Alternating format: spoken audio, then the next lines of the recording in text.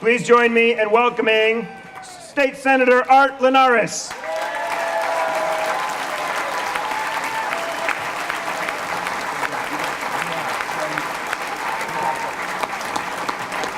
Thank you. Thank you. Good evening, Connecticut Republicans. It's an honor to be here tonight. Senate Minority Leader Len Fasano, House Minority Leader Themis Claridis, Chairman Jerry Labriola, and distinguished guests, I have the honor of introducing to you a leader not only in political discussion, but in our nation. Like my family, his family came to this great country in search of a better life. And now he is working hard to make the lives of every American better. He has ignited excitement and enthusiasm within our party. He is inspiring people of all ages and backgrounds. This is a man who has a clear vision for the future of our country. He is a firm believer in American exceptionalism. He understands the importance in restoring our nation's standing around the world. A man who believes that America's greatness is found not within the halls of Washington's bureaucracy, but in the work ethic of the American people. He knows that America's greatness can be found in our dreams. He knows that America's greatness can be found in hard work and innovation, and most importantly, he loves this country of ours.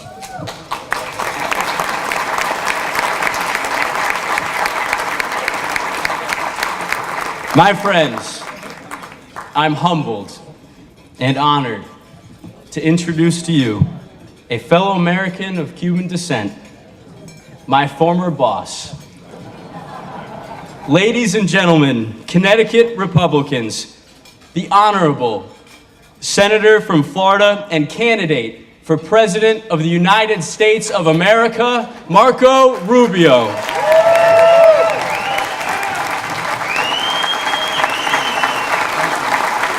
Thank you very much. Thank you. Thank you. Thank you.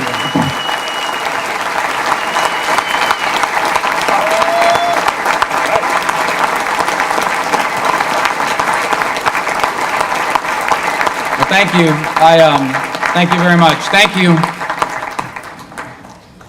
I hope you clap after I speak too. We'll see how this goes. But, Mr. Chairman, thank you for having me. It's an honor to be with you here today. Thank you for that introduction, Art. We're very, very proud of you. Art was an intern in my office, seems just like a couple of years ago. And now we're so proud of what he's doing and what he's going to do. And it's great to be with you. It's also great to be with Larry Kudlow. I know he's here. I spoke to him a few moments ago. Someone who we've enjoyed watching over the years. And Joe Scarborough is here. Joe Scarborough is from Florida. And we are proud that he's from Florida. Joe, I don't know if you know this, the Morning Joe is the pregame show in the Senate gym. So it's on every morning as these guys are working out, and you know, these different folks that are in there at the time. And when Joe speaks, we cheer him on. And when some of the other people speak, the other team cheers him on. So at least we have one guy on that stage, and we're glad that you're here tonight, Joe. And I want to thank all of you for the invitation and the opportunity to speak to you today. It's now been over 7 weeks since I began this campaign. And, you know, at virtually every event that we do, I meet someone or I see something that reminds me of my parents. Their journey is the reason why I'm able to stand before you today as candidate for president. They were both born to poor families on the island of Cuba, into a society like most societies that have ever existed, where your future was decided by what your parents did before you. But see, they wanted more for themselves. And so in May of 1956, they left their homeland and came to America. Their early years in this country were not easy. They arrived with no money, very little education, but they persevered, and in time they found good jobs. My father became a bartender at a hotel just like this, at events just like this. My mother worked as a cashier. She was a maid. She was even a stock clerk at Kmart. Eventually, they earned enough money to do things like buy a home in a safe and stable neighborhood, and raise 4 kids, and retire with dignity and security, and most important of all, to leave us, their children, better off than themselves. My parents were never rich, but they were successful because just a few years removed from poverty and despair, they achieved a happy life. They achieved what has come to be known as the American dream. When I tell that story, I'm often reminded that I do not come from privilege. And if by privilege people mean money or fame, they're right. My parents, for example, never made enough to save for my education. So I had over $100,000 in student loans, which I just finished paying off a couple of years ago. Yeah, that's how I felt. Yeah. I finished paying it off a couple years ago with the proceeds of my book, An American Son, now available on paperback. I didn't inherit any money or any real estate from my parents. Even now I have a mortgage that still takes up a significant amount of our family budget. And yet I consider myself to be a child of privilege, because I was raised in a stable home by 2 parents who loved each other and were married, and who taught us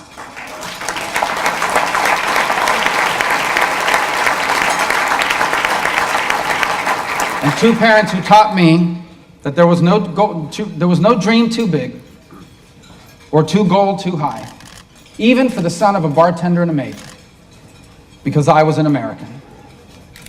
Now, my parents' life and their journey reminds me that it was possible for them to do these things because they lived in America during the American century. The 20th century, a century where America led the world to confront and defeat evil on 2 occasions. A century driven by an American economy that produced the best companies, the best jobs, and the best ideas in the entire world. And a century in which America was the one place on earth where anyone willing to work hard could achieve the universal dream of a better life. But the world is different now. The early years of this new century is the most significant period of change since the Industrial Revolution. For much of the 20th century, America had limited international competition. But now we are engaged in a massive global competition for the best companies, the best talent, the best ideas, and the best jobs. For much of the 20th century, we had plenty of good-paying jobs, even for people like my parents who had a limited education. But now many of those jobs don't pay enough, or they've been replaced by machines. For much of the 20th century, world affairs were defined by world wars and by the competition between the Soviet Union and the free world led by the United States. But now it's autocratic governments in Iran and China and Russia, rogue states like North Korea, and radical jihadists throughout the world that define the global challenge to peace, to prosperity, and to liberty. And these changes are disrupting every aspect of our lives, leaving a growing number of our people with a sense of anxiety about today, but also uncertainty about the future. Because while it is clear that the old ways of doing things no longer work, our government leaders have not shown us what the new way of doing things should be. Today we have millions of hardworking families who are living paycheck to paycheck. But the only answer our outdated leaders have for them is the idea of hiking taxes on the wealthy and raising the minimum wage by just a few dollars. We have millions of young Americans who now, like I did, owe thousands of dollars in student loans, but they owe them for degrees that have not led to jobs. And the only answer that our outdated leaders have is to slightly lower the monthly payment on their loans. For the first time in 35 years, we have more businesses dying than starting. And the only answer our outdated leaders have is to push for more regulations. And on the global stage, China and Russia and Iran increasingly dominate important regions of the world. And radical jihadists are taking cities that were once liberated at the price of American lives and stealing the weapons that we left behind in the process. Our allies no longer trust us. And yet our outdated leaders, they do things like pursue a reset with Russia and a deal with Iran. They slash military spending and weaken our intelligence programs. They slander allies like Israel and refuse to call radical Islam by its name.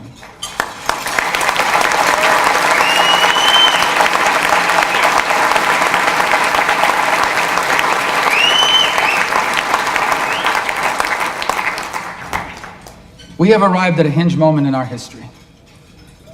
One era is ending, and a new one is beginning. And the time has come for a new generation of leaders to guide us in our transition from the past we are so proud of to the exciting future that awaits our country. Because I believe that despite our many challenges, we are just one election away from a new American century.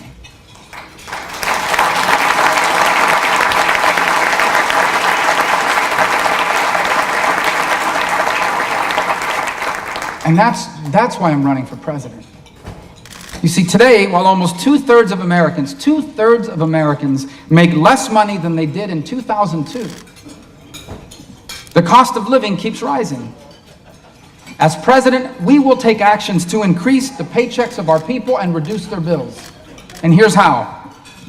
First, we will have new tax policies that say to employers that the more you pay your workers, the less you will owe the IRS.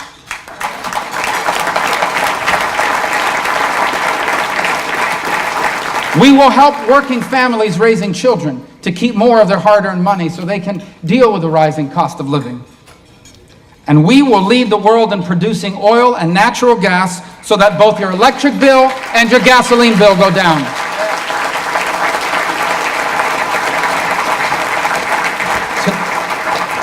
Today, because of automation and because of technology, we have millions of Americans who find themselves either out of work or stuck in low-paying jobs. But when I'm president, we will spur the creation of better-paying jobs of the future, and we will equip our people with the skills they need to fill them. And here's how. First, instead of pushing everyone to go to a traditional college, we want to invest more in vocational education to give people more opportunities.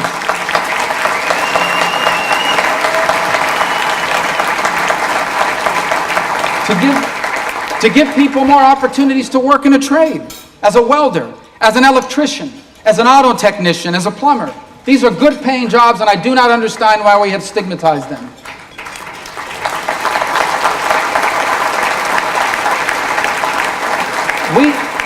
We need flexible educational programs that award degrees based on what you've learned and what you know, not how many hours you sat in a classroom.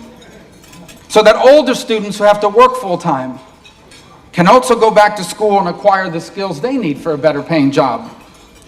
And for every student in America, we will help prevent loans for degrees that do not lead to jobs. And here's how.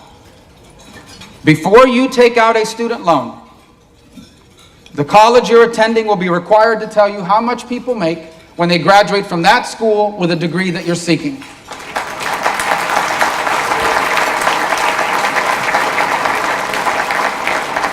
So you can decide whether you want to major in Greek philosophy, because according to the latest statistics, the market for Greek philosophers has tightened significantly over the last 2,000 years. You know, today, because of higher taxes and out-of-control regulations, it is harder than ever to start a business and to succeed. But when I'm president, we will make our country the single best place in the world to start a new business.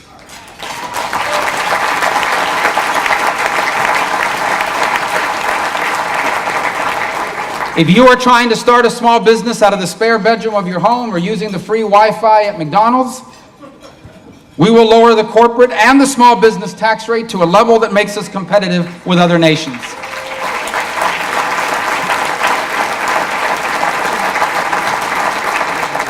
For small businesses, for the whole economy, we are going to have a hard cap on how many regulations the federal government can impose on our economy and its costs. And here's an important message for new businesses and small businesses. When I'm president, if you will give us a Republican Congress and a Republican Senate, we will repeal and replace Obamacare before it repeals and replaces you.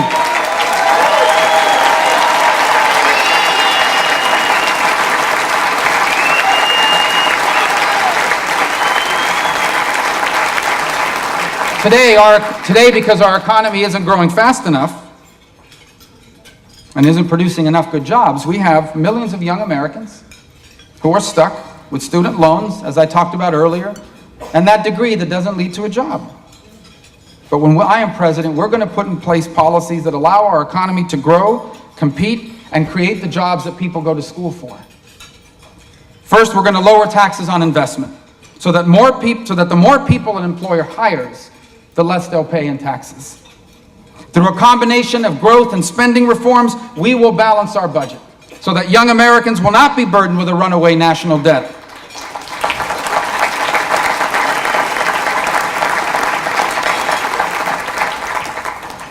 And for young Americans, here's one more promise we need to keep. We will reform and save Social Security and Medicare so that they will exist for you when you retire.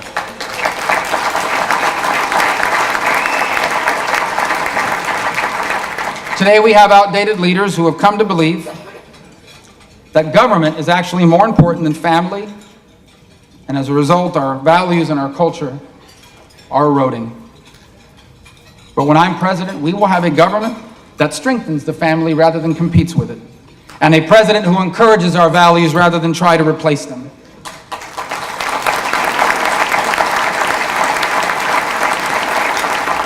We will remove the marriage penalty in our tax code. We will redesign our anti-poverty programs so that they cure poverty through education, responsibility, and work. And I will appoint judges and an attorney general that will protect our Second Amendment rights and defend those who hold traditional values from discrimination and harassment.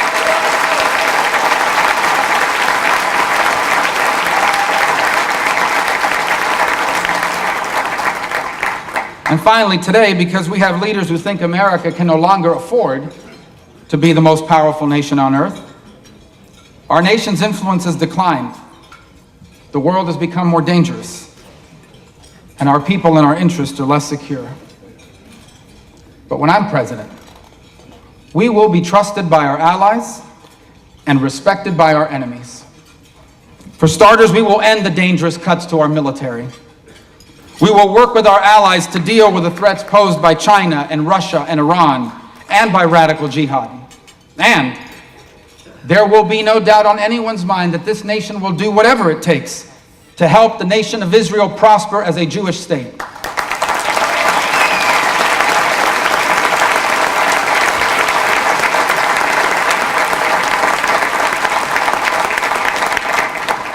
If we do these things, this is the bright future that's before us. A strong America with strong values and good jobs and a healthy economy. This is the future we can build together.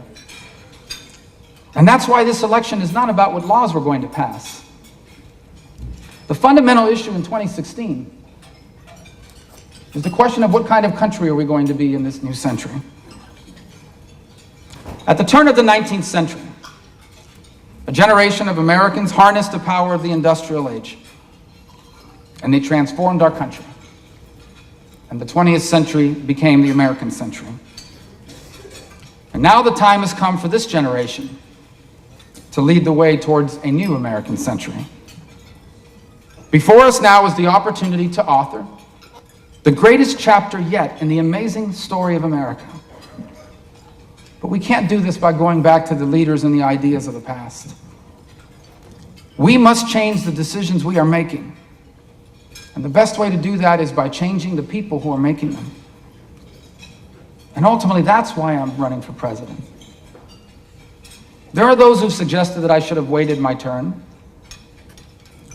That's the same thing they said back in 2009 when I ran for the Senate against the then Republican governor in the state of Florida. And he was beating me in the polls by 60 points and outraising me 10-1. Had the entire Republican establishment in Washington and in Florida on his side. The only people that thought I could win all lived in my home. 4 of them were under the age of 10.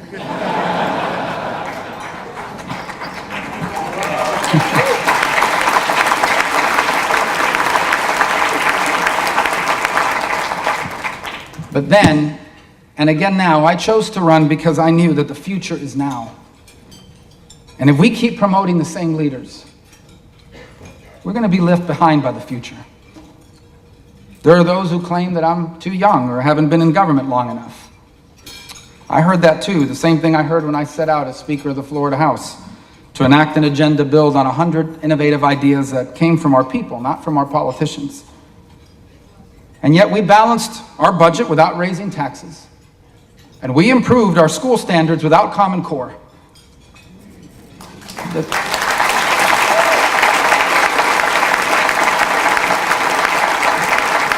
And the truth is, I'm 44 years old, but I feel 45.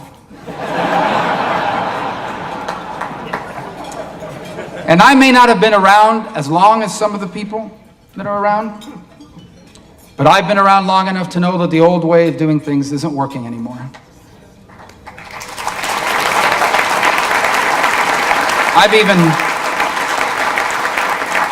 I've even heard some suggest that I might not be rich enough to be president. And it's true, I didn't make over $11 million last year giving speeches to special interests. I don't have a family foundation that raised over $2 billion from Wall Street and foreign interests.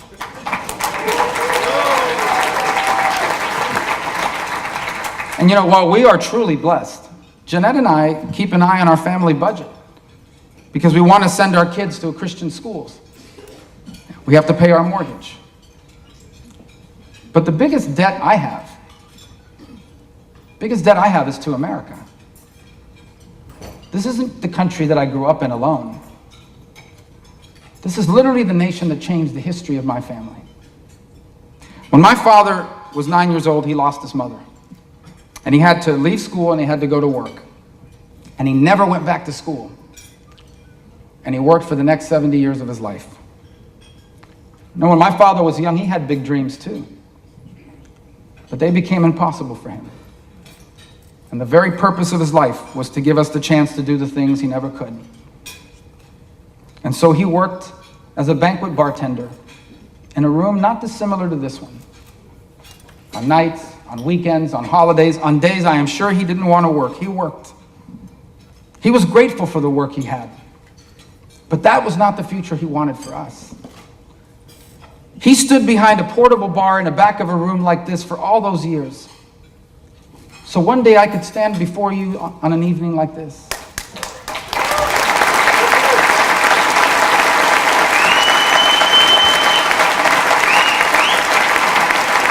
The thing is, and that journey from behind that bar to behind this podium here tonight, that journey is the essence of the American dream. But the thing is that this is not just my story. As Americans, this is our story. For here, virtually every single one of us is but a generation or two removed from someone who made our future the purpose of their lives. And what it reminds us of is that whether or not we remain a special country will depend on whether or not that journey is still possible for the people that are trying to make it now. You know, almost 6 decades ago, this nation turned the page on the past, and it chose to pursue a new frontier. They accepted the challenge to ask not what their country could do for them, but what they could do for their country.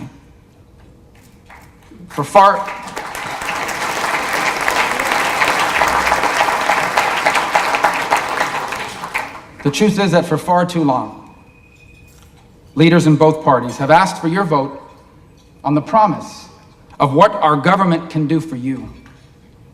But I'm asking for your vote on the promise of what together we can do for America.